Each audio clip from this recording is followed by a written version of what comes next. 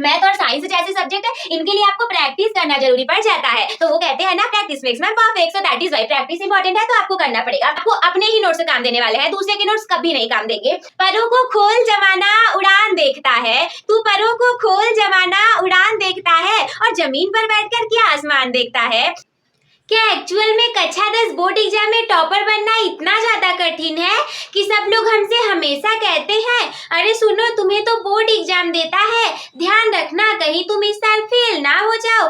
ऐसे ऐसे कह करके हमारे फ्रेंड्स, रिलेटिव, घर वाले, अगल बगल के पड़ोसी सारे लोग हमें बहुत ज्यादा डरा देते हैं। दीदी अब तो प्लीज आप ही हमें बता दीजिए ना कि क्या एक्चुअल में कक्षा 10 में टॉप करना इतना ज्यादा कठिन है। तो देखिए, ऐसे जितने भी प्रश्न आपके दिमाग में है ना, उन सारे प्रश्नों का सफाया करने वाली हूँ आज के इस वीडियो में। तो नमस्कार मेरे प्यारे साथियों, मैं कोमल स्वागत करती हूँ आप सभी का हमारे आज के इस सेशन में। देखिए, आज मैं आप लोगों को ये बताने वाली हूँ कि क्या एक्चुअल में बोर्ड एग्जाम इतना ज्यादा कठिन होता है कि इतने लाखों बच्चों में से हम टॉप नहीं कर सकते। देखिए, सबसे पहली बात आप ये जानिए कि नहीं, हो गया डाउट क्लियर। नहीं, बोर्ड एग्जाम इतना भी कठिन नहीं है कि उतने सारे बच्चों में से आप टॉप नहीं कर पाओगे। लेकिन हाँ, अगर सारे बच्चे ऐसे ही सोचने लग जाए कि हाँ हम ही टॉप करेंगे क्योंकि ये तो कठिन है नहीं, तो फिर तो ऐसा पॉसिबल नहीं है। क्योंकि अगर 100 बच्चे हैं तो 100 में से 10 बच्चे टॉप करेंगे तो 90 को तो नीचे रहना ही पड़ेगा। तो ये सारे स्टूडेंट्स के लिए लागू नहीं हो पाएगा कि आप टॉप कर पाओ। लेकिन हाँ, ये कठिन भी नहीं है। आप ही सोचिए, आप ही के बराबर के तो बच्चे हैं, आप ही के बराबर के तो बच्चे हैं ना जो कि टॉप कर लेते हैं, आप ही के साथ तो वो भी पढ़ रहे होते हैं। लेकिन कुछ चीजों का अंतर होता है।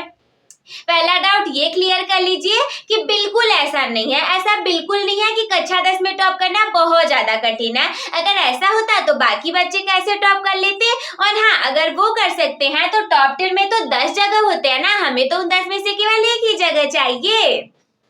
तो देखिए, हाँ ठीक है दीदी, हम बहुत अच्छे से मेहनत करते हैं, हम भी टॉपर बनना चाहते हैं। तो अगर ये प्रश्न ऐसा है कि हाँ ये कठिन नहीं है, हम टॉप कर सकते हैं, तो इसके लिए आपके पास कुछ पॉइंट्स होने वाले हैं।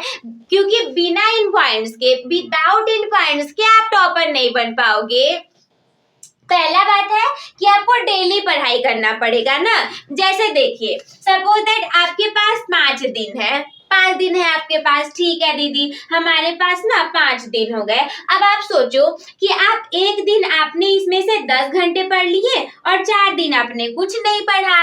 एक दिन हमने 10 घंटे पढ़ लिए, एक दिन हमने 10 आवर्स पढ़ लिए, और इसके बाद 4 दिन हमने कुछ नहीं पढ़ा। और वही दूसरा तरीका ये हो सकता है कि 5 दिन में एक दिन 10 घंटे पढ़ने के बजाय एक दिन 10 घंटे पढ़ने होगा ना तो बड़ा दिमाग खराब हो जाएगा। इससे बेहतर तो ये है कि आप 5 दिन 3-3 घंटे पढ़ लो, 3-3 घंटे पढ़ लो।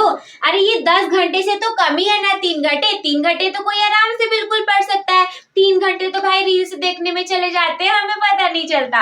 तो देखो, अगर 5 दिन भी आप 3-3 घंटे पढ़ लोगे, इस 10 घंटे के तो आधे है ना 3 घंटे, और अगर 5 दिन आप 3-3 घंटे पढ़ लिए तो 5 तिहाई 15, यानी कि आप 15 घंटे पढ़ लोगे। अब बताओ, इस 10 घंटे से तो 15 घंटे में 5 घंटे ज्यादा है ना।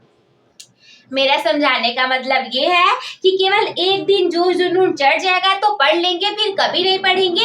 इससे बेहतर ये है कि मन हो या ना मन हो, एग्जामिनर थोड़ी आपके मन को देख करके वो पेपर को टाल देगा, जब होगा तब होगा। यानी कि आपको डेली पढ़ाई को करना पड़ेगा, पूरे 30 दिन, महीने के 30 दिन, 31 दिन हमेशा आपको पढ़ना पड़ेगा। और बहुत ज्यादा समय तो है नहीं हमारा, बस दीपावली आने वाली है, दिन नवंबर, दिन दिसंबर, दिन जनवरी, फरवरी। सेकेंड है कि कॉन्सेप्ट को समझना पड़ेगा आपको। देखो, अब ऐसा टाइम नहीं है, वो रटने वाला नहीं, 2 दूनी के 4, 2 तिहाई 6 बच्चे नहीं हो, है ना, कि रटवा दिए जाएंगे, मार मार करके सारी चीजें याद हो जाएंगी। ऐसा नहीं होगा। आपके पास बहुत सारे लॉजिकली सब्जेक्ट होंगे, मैथ होंगी, साइंस होंगी, और हिस्ट्री होगी, हिंदी होगी।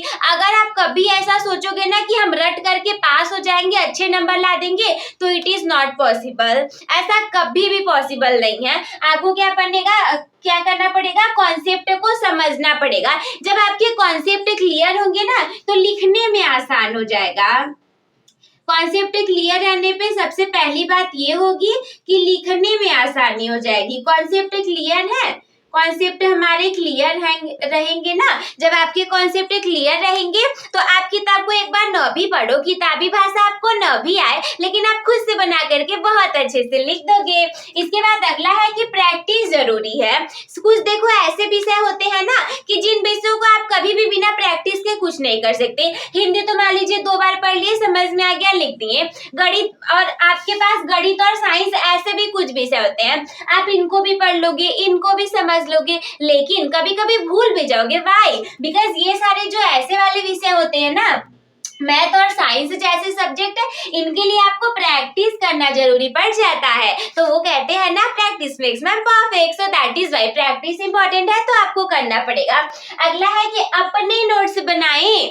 बिलीव मी, आप हो, आपके फ्रेंड है, एक दिन आप अपनी कॉपी को पढ़ करके देखिए और अपने फ्रेंड की कॉपी को पढ़ करके देखिए, और बिल्कुल एकदम ईमानदारी से बताइएगा कि आपको किसका ज्यादा समझ में आ रहा था।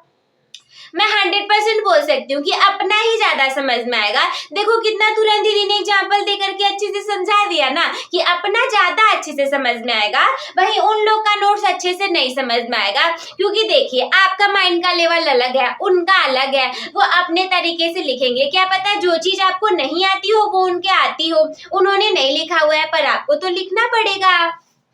क्या पता आपका फ्रेंड जो है किसी मैथ के सवाल को 2 स्टेप में लगा देता है, लेकिन आप उसे 2 स्टेप में न लगा करके आपको 4 स्टेप हो जाए लगाने के लिए, आंसर भले दोनों लोगों का आ जाएगा, लेकिन हो सकता है कि आप उसे 4 स्टेप में करोगे, आपका फ्रेंड उसे 2 स्टेप में कर देगा।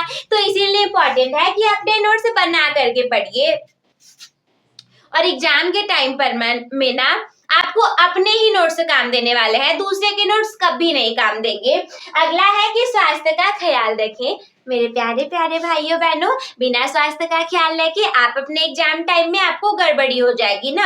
जैसे मान लीजिए आपका स्वास्थ्य ठीक नहीं है, आप हॉस्पिटलाइज हो गए, अभी आप बताओ कि आप हॉस्पिटल में रह करके दवाई करो या पढ़ लिख करके एग्जाम देने के लिए चले जाओ। ठीक रहेंगे तब तो जाएंगे ना एग्जाम देने के लिए। तो देखिए जो क्वेश्चन है कि क्या 10 का बोर्ड एग्जाम बहुत ज्यादा कठिन है, हम टॉप नहीं कर सकते, तो ऐसा कुछ नहीं है, आप टॉप कर सकते हो। एग्जाम बहुत ज्यादा कठिन नहीं है, इजी ही है, हाँ आप भी कर सकते हो। और रह गई बात कि हम कर सकते हैं तो कैसे कर पाएंगे, तो इसके लिए पहला पॉइंट है कि डेली स्टडी करिएगा, कॉन्सेप्ट को समझने का ट्राई करिएगा, प्रैक्टिस जरूर करना है आपको, अपने खुद के नोट्स बनाइएगा और स्वास्थ्य का ख्याल रखिएगा। और देखिए जो नोट्स बनाना है वो बहुत ज्यादा बड़े बड़े ना बनाइएगा, क्योंकि बहुत ज्यादा टाइम है नहीं। ट्राई करिएगा कि जो नोट्स है वो शॉर्ट छोटे बनाइएगा और उन्हीं को पढ़ करके एक लाइन से 4 से 5 लाइन बना करके लिख दीजिएगा। तो बस मेरे प्यारे दोस्तों आज के इस वीडियो में इतना ही। हम मिलते हैं आपसे किसी अगले वीडियो में, तब तक के लिए धन्यवाद। मस्त रहिए, स्वस्थ रहिए, व्यस्त रहिए, आप सभी हंसते खेलते और मुस्कुराते रहिए। और अंत में एक मोटिवेशनल शायरी के साथ मैं इस वीडियो को एंड करना चाहूंगी। परों को खोल जमाना उड़ान देखता है, तू परों को खोल जमाना उड़ान देखता है, और जमीन पर बैठकर क्या आसमान देखता है। Then start your topper becoming journey with the toppers by subscribing the channel. Also you can like this video, share with your friends, and if you want to say anything to me or there is any doubt in your mind, then you can comment me. Take care, bye bye. I will see you in the next video. Share with your friends.